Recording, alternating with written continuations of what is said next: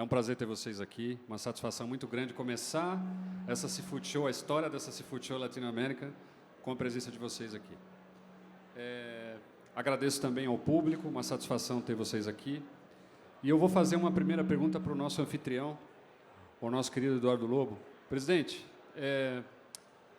como bem antecipou o nosso secretário, o Brasil ele é um hub por si já.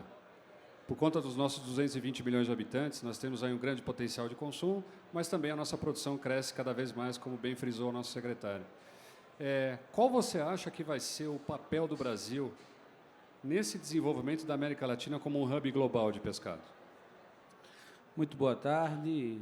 A grande maioria das pessoas que estão aqui são bons amigos de longa jornada. É muita felicidade, viu, Ricardo, estar aqui nesse evento que foi um sonho de todos. Parabéns a você, a Seafood Brasil, parabéns a Francal. Queria agradecer a presença dos presidentes das entidades, dos colaboradores, de todas as empresas que estão aqui no esforço de investimento para estar junto do setor. Queria um agradecimento especial ao secretário da Agricultura e Pesca. Em nome dele, agradeço toda a equipe da SAP aqui presente. Lembrar a presença do ex-ministro da Pesca, Gregolin. Muito obrigado pela presença. E todos se sintam muito bem-vindos a esse evento, que é nosso, né? É nosso. O Brasil está numa localização e num momento histórico, com uma responsabilidade muito grande, uma responsabilidade de não só produzir alimento, e a nossa proteína, a proteína de pescado, é a proteína mais comercializada e consumida do mundo, mas está num momento de ter responsabilidade com essa produção de alimento.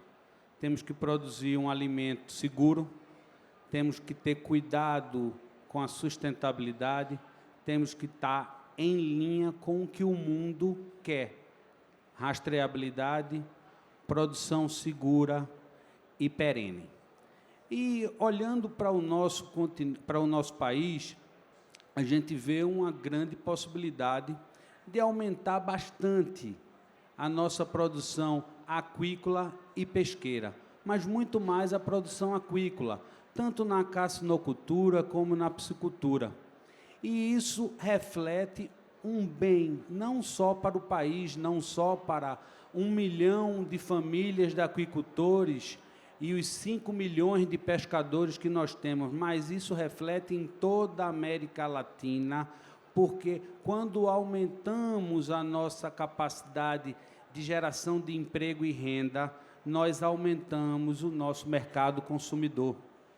E o Brasil precisa muito estar integrado com os outros países produtores do setor de pescados da América Latina, porque nós somos uma oportunidade de mercado, haja vista que nosso consumo ainda é pequeno, então estamos falando de 10 quilos per capita, qualquer 2 quilos a mais de incremento representam 400 milhões de quilos necessários a suprir essa demanda.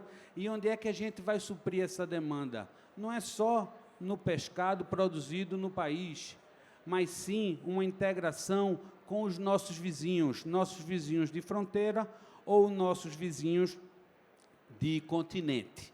É aí que a gente tem que estar pensando em conjunto, em algum fórum, como produzir e o que produzir, para que a gente não confronte, a gente não atrapalhe o mercado dos nossos vizinhos e eles também não pratiquem nenhum tipo de invasão comercial que atrapalhe a nossa demanda.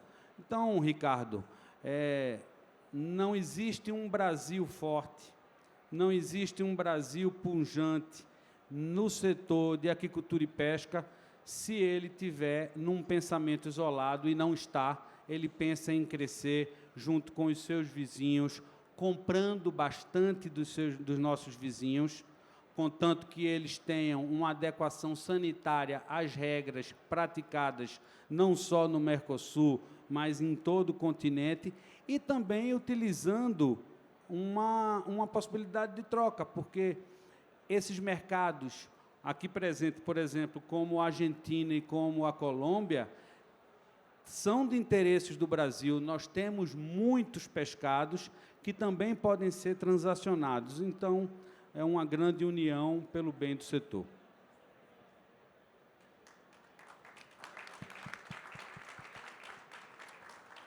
Eu acho que eu deixei de ser jornalista há muito tempo, eu digo, porque eu não sou mais imparcial, né? Eu sou apaixonado por esse segmento e eu sou apaixonado por um discurso integrador como esse. Eu acho que realmente a gente faz parte de um continente e muitas vezes não se percebe como parte de um grupo que tem tanto em comum como os nossos países aqui, principalmente no Cone Sul, mas também, de certa maneira, em toda a América Latina. Nós temos dificuldades similares. Diga. Só completando, já que é um bate-papo aqui, eu me lembrei agora de um fato. A Argentina, ela teve um papel relevante ao extremo na sobrevivência das indústrias de processamento de pescados do Brasil. Em alguns momentos, a nossa produção foi muito pequena. Naquela época, há 15 anos atrás, a aquicultura não era uma realidade. E nós importamos muita matéria-prima da Argentina e criamos um valor agregado em nossas indústrias e ajudando isso a manter os nossos postos de trabalho. E foi através de peixes como o filé de merluza que a gente avançou na construção de um hábito alimentar no Brasil na década de 80 e na década de 90. Então, essa relação ela vem muito lá de trás, muito lá de trás.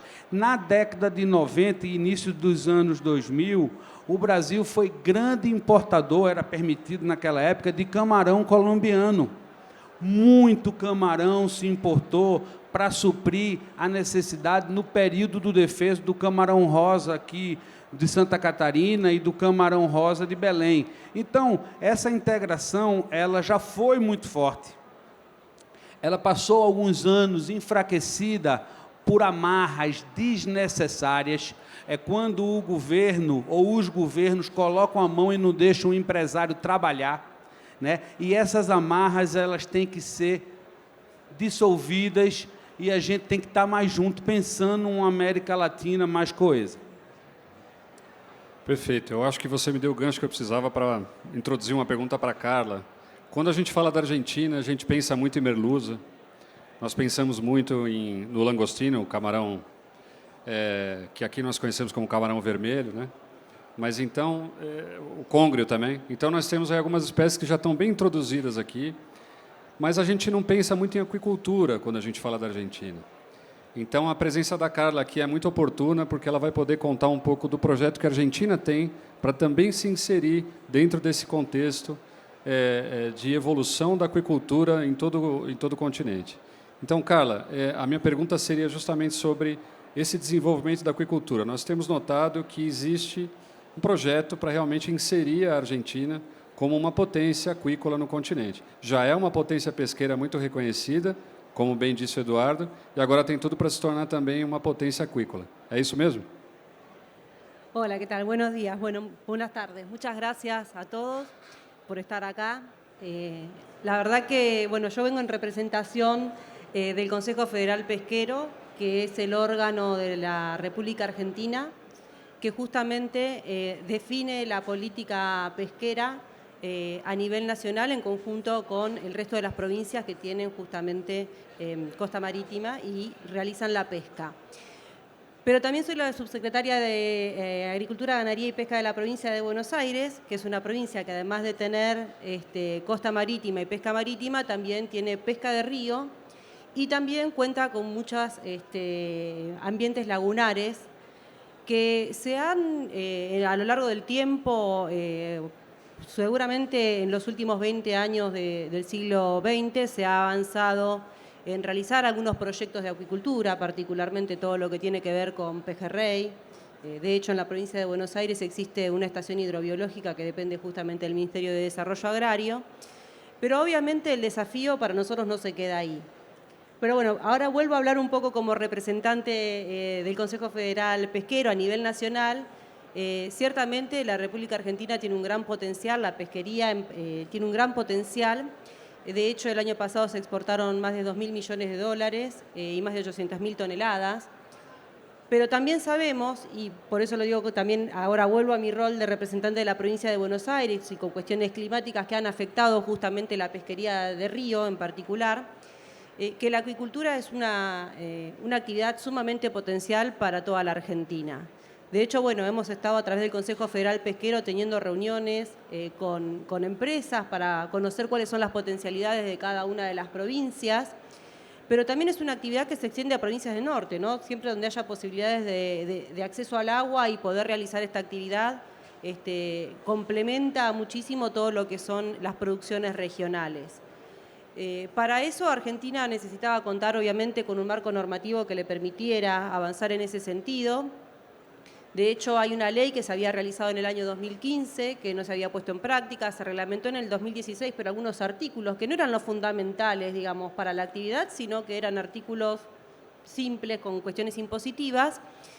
Y realmente nosotros desde que arrancamos la gestión, acompañando al Ministerio de Agricultura, Ganadería y Pesca de Nación, a la Subsecretaría de Pesca y Acuicultura, fomentamos justamente todo lo que tenga que ver con la acuicultura en particular. Es así que, bueno, en el año 2020, a mediados de agosto del 2020, con la nueva estructura de lo que era el Ministerio de Agricultura de Nación, se conformó la Dirección Nacional de Acuicultura. Eso en términos de producción acuícola es histórico, nunca se había creado una dirección a ese nivel, siempre la pesca, por estos volúmenes que estaba mencionando, era la que era la estrella, digamos, en temas de pesca y acuicultura, y la acuicultura era una actividad como complementaria. La verdad que tanto desde la gestión de la provincia como también desde Nación, lo que vemos es que tiene una alta potencialidad para desarrollar muchas de las regiones productivas del país. Más o menos en el año 2014-2015 había una producción de 4.000 toneladas, y ahora estamos hablando que a partir de la implementación de la ley y el nuevo decreto reglamentario que se hizo justamente en el 2020 también, ese decreto reglamentario fomenta justamente con financiamiento la promoción y el desarrollo de la actividad, conformando justamente la Comisión de Acuicultura, la CAPA, le llamamos nosotros. Y la verdad que eso, a partir de esa conformación, nos permitió que cada una de las provincias interesadas se fuera adhiriendo a la Ley Federal de Acuicultura y que cada provincia fuera presentando un proyecto diferente en función de las necesidades de desarrollo. Bueno, es así que ahora arrancó la ley con 4 provincias adheridas y ahora contamos con más de 16 provincias adheridas. La provincia de Buenos Aires todavía deuda la adhesión, pero ¿por qué? Bueno, porque la provincia de Buenos Aires tiene una ley propia de acuicultura en el marco justamente de los proyectos históricos que tenía, así que bueno, tenemos que avanzar de manera conjunta, ¿no? En esos términos. Pero en breve vamos a estar adheridos a esa ley. Y bueno, el desafío a futuro es lo que vemos en el marco de lo que es el Consejo Federal Pesquero, es que la pesca marítima está muy bien, tenemos caladeros muy sanos, con muy buena producción. Es una de las pesquerías más reglamentadas, no sé si a nivel Latinoamérica o a nivel internacional, pero entiendo que es una de las más reglamentadas. Y eso nos permite justamente avanzar en estrategias que nos permitan certificar el origen y la sanidad, no solamente de los productos, sino también del origen, del caladero, ¿no? La pesca es una pesca realmente sustentable. Pero cuando uno piensa en el desarrollo, tiene que pensar un poquito más allá. Y es en ese contexto donde nosotros vemos que la acuicultura tiene un potencial enorme. Enorme para la Argentina y como complemento de la actividad en cada una de nuestras regiones del país. Yo lo puedo decir, en cada una de las regiones de la provincia de Buenos Aires. En esos términos nosotros estamos trabajando con un programa de ambientes lagunares, justamente para la reproducción de pejerrey de manera comercial. Era algo que era siempre medio dejado de lado. También avanzando con la acuaponia y la incorporación de la pesca. Justamente en la Argentina la experiencia del pacú es una de las más relevantes, más conocidas. Así que bueno, ese es un poco el panorama en general. Ahora, en términos de integración regional, para nosotros es fundamental. es fundamental también para cuidar los caladeros del resto de Latinoamérica y también como potencial, ¿no? Como mencionaba, la posibilidad de que Latinoamérica sea considerada un hub para justamente producir proteínas a través de la acuicultura. Así que bueno, ese es un desafío. Nosotros actualmente hemos aumentado, incrementado muchísimo el nivel de producción acuícola. Se mencionaba de 4.000 toneladas, 3.000, 4.000 toneladas en el 2015-2016 y ahora estamos por arriba de las 5.500. A través del financiamiento de distintos proyectos en las diferentes provincias, esperamos que en lo inmediato podamos tener una producción de aproximadamente entre 15.000 toneladas para arriba. No quiero exagerar, no quiero decir números porque son proyecciones en base a inversiones que se están realizando, pero entendemos que ese es el camino para, digamos, para complementar y aumentar, incrementar la producción pesquera en Argentina. Excelente, Carla. ¿Cuál sería, perdón,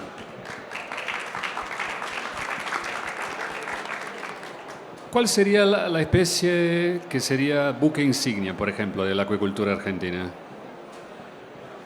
Buque insignia. Puedo decir el que lleva la punta en estos términos, que por ejemplo hace pocos días se abrió el mercado de truchas a Brasil. Podemos decir que ese es un sector productivo que lleva la punta. Ahora, insignia, hay muchos distintos tipos de producciones acuícolas en la Argentina. Así que no te puedo decir uno en particular porque se me puede ofender alguna de las provincias, pero la verdad que es variada la producción acuícola. Así que estamos en eso. Vamos a ver, vamos a esperar a ver cómo se desarrolla a indústria acuícola argentina. Pessoal, eu queria aproveitar esse gancho da Carla e fazer uma pergunta para o César agora, porque nós falamos muito de intercâmbio comercial, mas tem algo que é fundamental aqui, que é o intercâmbio tecnológico entre os países, né? E eu sei que a Colômbia tem laços muito estreitos com os brasileiros. O César mesmo trabalhou aqui no Brasil há alguns anos, se você puder comentar um pouquinho sobre isso, inclusive. Mas é um intercâmbio muito favorável para ambos os países, porque o Brasil pode exportar determinadas tecnologias para a Colômbia, mas a Colômbia também tem muito a ensinar sobre o posicionamento internacional, como um fornecedor internacional de pescado proveniente da aquicultura. A Colômbia já, outra coisa que o César pode comentar, mas pelo que a gente sabe, já é um país que moldou a sua indústria aquícola pensando na exportação.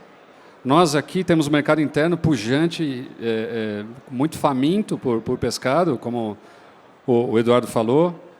Então, quanto mais a gente crescer a nossa aquicultura, a gente tem certeza que a gente vai conseguir encaixar os produtos aqui, mas também conseguir exportar isso para outros países. Agora, a Colômbia já nasceu com esse viés exportador. É isso mesmo, César? Isso mesmo, Ricardo. Mas muito obrigado a todos vocês pelo espaço, pelo convite. Muito obrigado. Colômbia tem uma característica, chamemos assim, que ela é muito nova, a piscicultura na Colômbia, a aquicultura como tal, na parte profissional. Se a gente comparar 2010, a gente tem uma produção aproximada de 60.000 toneladas. De 2010 para 2020, na última década, a gente passou a crescer 263%. Neste momento, em 2021, a gente conseguiu chegar quase às 200.000 toneladas. Em exportações, o que tu estás falando, né? Eu acho que teve o setor viveu um momento difícil e teve uma reengenharia. Começou de zero, certo? Aqui foi um problema ambiental e falamos, bom, e agora o que a gente vai fazer? Vamos começar de forma correta e começar com um norte. Neste momento, uma de cada duas tilápias que estão nos Estados Unidos, uma é colombiana. Somos o maior provedor de tilápia para Estados Unidos. Temos a vantagem da logística. Nosso produto está, desde que é abatido ao prato de um norte-americano, fica em promédio 18, 22 horas para chegar. somos muito rápidos, temos nossos transportes, 3 horas estamos em Miami. E daí colocamos para o mundo. Isso é um trabalho que se dá com todo o setor e a cadeia.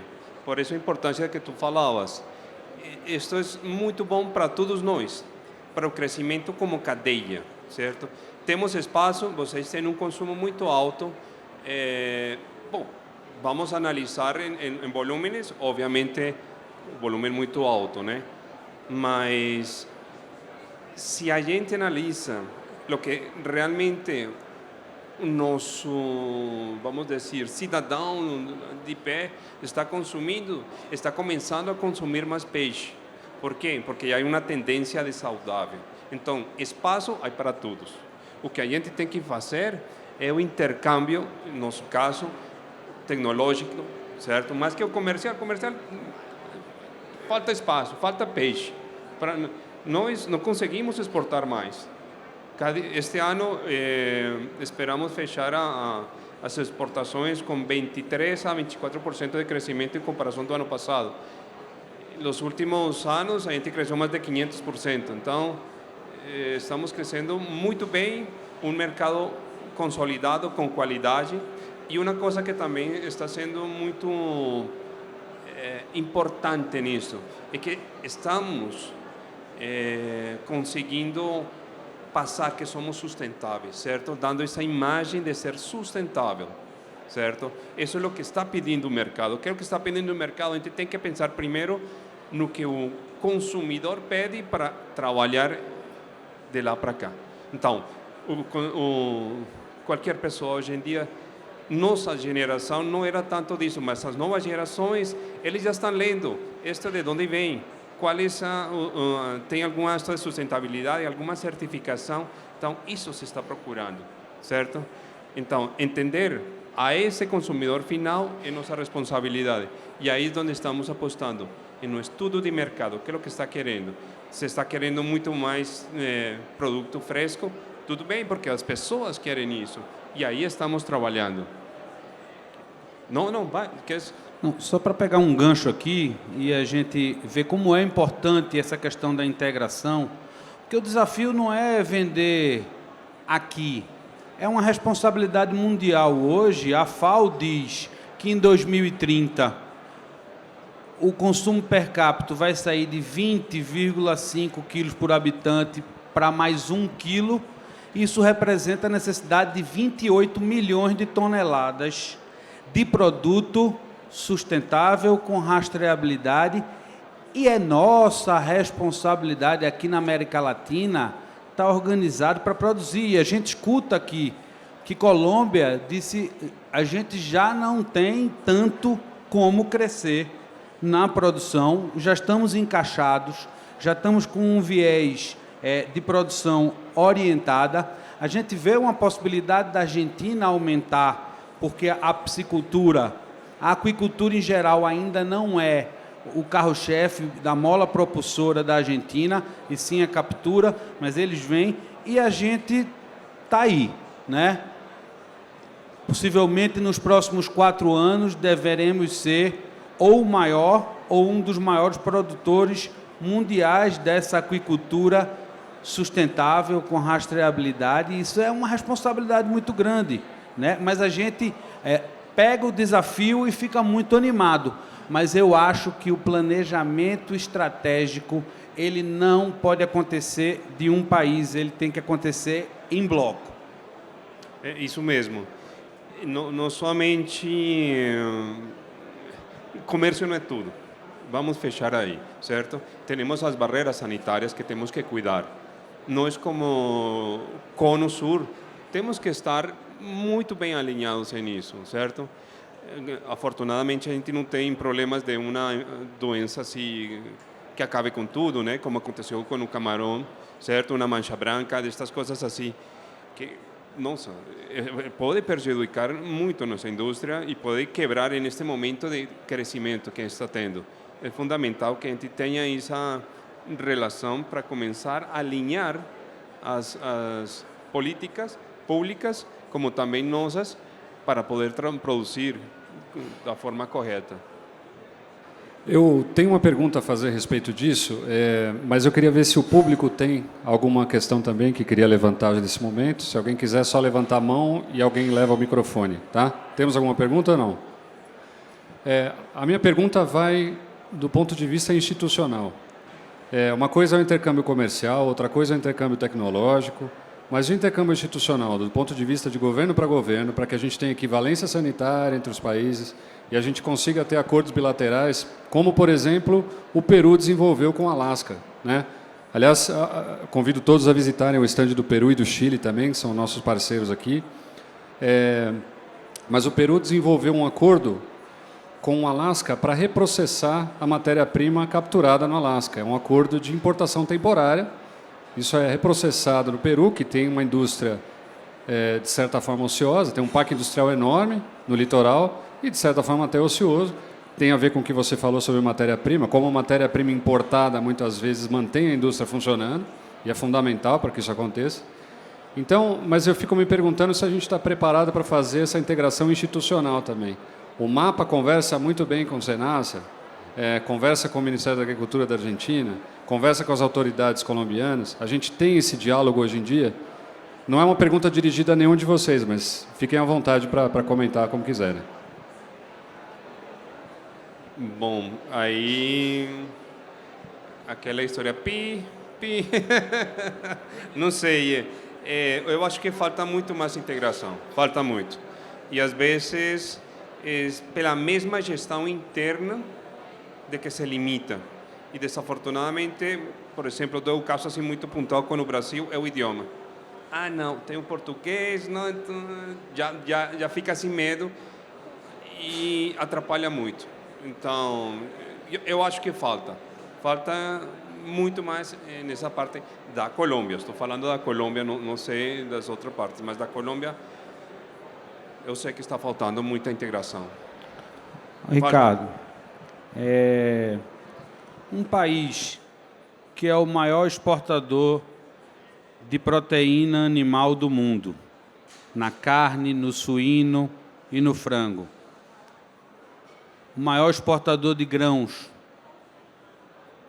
Tem uma presença marcante em mais de 142 países. Óbvio que esse ministério, que tem 100 anos de serviço de inspeção, está acostumado a dialogar e a trabalhar. Acho que no setor de pescados, nós ainda estamos iniciando um processo, porque a pesca e a aquicultura passaram muito tempo longe do Ministério da Agricultura. E hoje, na inclusão da Secretaria de Agricultura e Pesca dentro do Ministério da Agricultura, nós subimos no trilho de uma atividade que é o agronegócio brasileiro, que está dando certo e que está sustentando o Brasil. Então, a nossa expectativa é que tudo que foi obstruído, tudo que a gente perdeu no tempo, a gente recupere. Porque se sabe fazer muito bem feito controle sanitário, abertura de mercado, competitividade nas outras proteínas, por que não no setor de pescados? Então, eu acho que é um início de um trabalho, é uma retomada. O atual governo foi um governo de resgate, resgatou esse setor, organizou. A gente está aqui reunido com entidades fortalecidas, representativas, sabendo o que dizer e o que querer, e isso já é um reflexo de um novo momento. Então, o otimismo da gente, respondendo à sua pergunta, é de que, sim, o Ministério da Agricultura tem essa habilidade e vai cumprir a sua missão. Bueno, realmente, como te mencionaba, hace pocos días se abrió el mercado de truchas a Brasil, desde Argentina a Brasil, y la verdad que eso muestra el refuerzo que se ha tomado en las relaciones dentro del Mercosur, también en términos de la apertura, ¿no? Debo destacar todo el trabajo de la Cancillería realizado y de la Consejería Agrícola en este marco para poder justamente fortalecer esas relaciones y tratar de, digamos, resolver las cuestiones fitosanitarias en función de las distintas especies que exportamos a Brasil. También con Colombia tenemos un buen intercambio en términos de la provincia de Buenos Aires, particularmente lo digo en especies específicas.